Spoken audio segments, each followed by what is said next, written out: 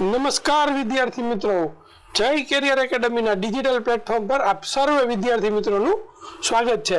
જેમ આપણે અગાઉ વિડીયો જોયા કે સીસીઈની અંદર જે વિદ્યાર્થીઓ પરીક્ષા દઈને આવે છે અને તેમને શિફ્ટ વાઇઝ કેવા કેવા પ્રશ્નો પૂછાય છે, એમનો કેવો અનુભવ છે, એ ઉપર આપણે દરેક વિડીયોની અંદર વાત કરીએ છીએ, જેથી જે વિદ્યાર્થીઓને પેપર બાકી હોય તેમને ખ્યાલ આવે કે આવી રીતે પ્રશ્નો પૂછાય છે। તો આજે આપણી વચ્ચે ઉપસ્થિત છે હેમાંગીબેન, જેમને 7 તારીખે એક્ઝામ હતી।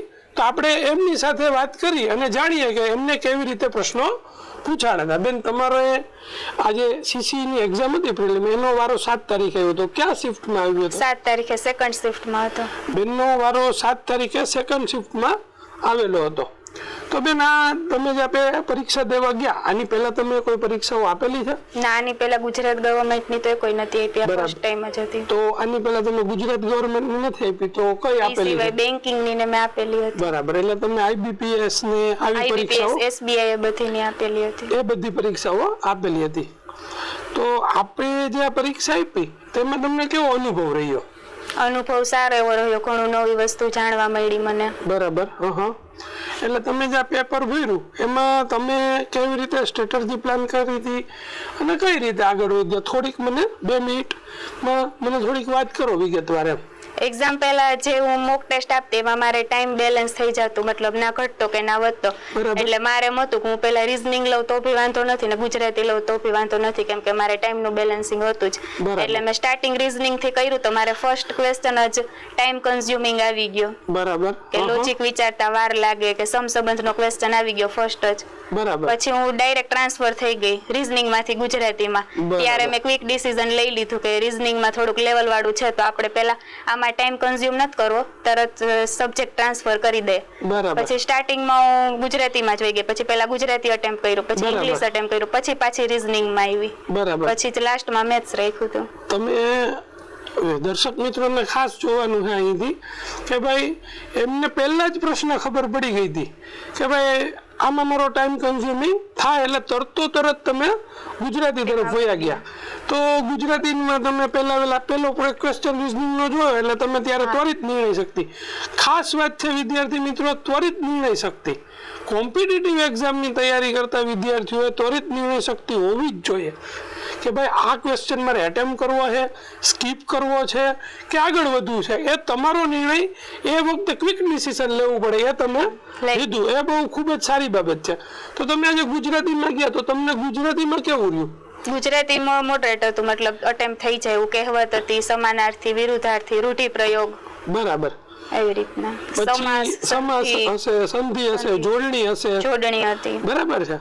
તો એ તમે પહેલા એટેમ્પ્ટ કર્યું, એટલે મારો કોન્ફિડન્સ વધી ગયો ગુજરાતીમાં કે અટેમ્પ્ટ થઈ શકે એવું। ખાસ વાત એ છે કે પરીક્ષા સમયે આપણો કોન્ફિડન્સ તમે શરૂઆત કરી જ્યારે પેપર કે ભાઈ અમે જ્યારે મોક ટેસ્ટ ભરતા હતા ત્યારે મારું કોન્ફિડન્સ લેવલ જબરજસ્ત હતું, અને જ્યારે પેપર ભરવા ગયા ત્યારે પણ જનરલી જબરજસ્ત જ હોય આપણો કોન્ફિડન્સ લેવલ, પણ ફર્સ્ટ ક્વેશ્ચન જોઈને ઘણીવાર આપણું મોરલ ડાઉન થઈ જાય, એવું હોતું નથી। ઘણીવાર પહેલા 5 ક્વેશ્ચન અઘરા હોય પણ છેલ્લા ઈઝી ક્વેશ્ચન પણ હોય, પણ આપણો કોન્ફિડન્સ લેવલ બરાબર રાખવો પડે છે। અને પછી તમે સીધા ઇંગ્લિશમાં ગયા, તો તમને ઇંગ્લિશમાં શું લાગ્યું? આપણા દર્શક મિત્રો વિદ્યાર્થીઓ જે પરીક્ષા દેવાના છે એના માટે ખાસ એ પૂછવાનું છે કે ભાઈ ઇંગ્લિશ તમને આમ કેવું લાગ્યું એમ? તમે પાછી બેંકની તૈયારીઓ પણ કરેલી છે એટલે તમારા માટે થોડુંક અલગ હોય, જે ગુજરાત સરકારની અત્યાર સુધી તૈયારી કરતા હતા અન્ય બેંકની તૈયારી કરે એ વિદ્યાર્થીમાં ઘણો ફેર હોય, ડિફરન્ટ છે।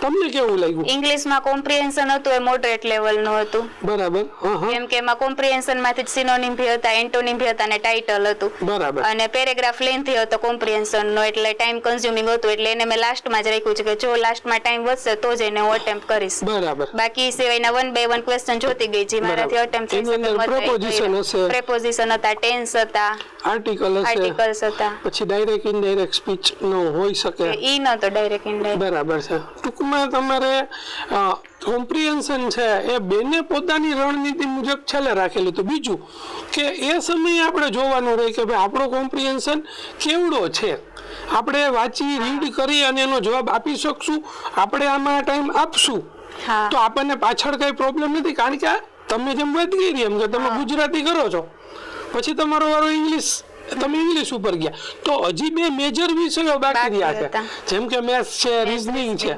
હવે રીઝનિંગ 40 માર્કનું છે, મેથ્સ 30 માર્કનું છે, એટલે ત્યારે પણ તમારે ત્વરિત નિર્ણય શક્તિ લેવી પડે, એટલે તમે એ પાછળ જ રાખ્યું, તો એ ખૂબ જ સારી બાબત છે. પછી તમે કયા ટોપિક ઉપર ગયા? પછી રીઝનિંગમાં આવી ગઈ. બરાબર. તો રીઝનિંગમાં જનરલી તમારે કેવા કેવા પ્રશ્નો પૂછાણા? રીઝનિંગમાં સમસંબંધના હતા 3-4 ક્વેશ્ચન. બરાબર.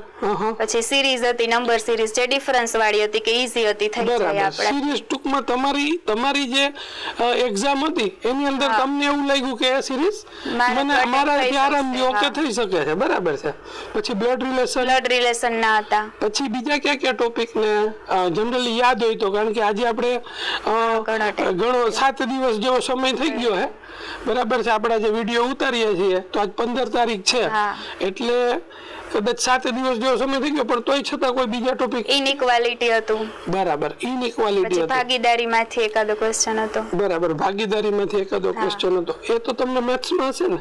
નહીં, આમ જ હતો. પછી DIDS ના પ્રશ્નો હતા.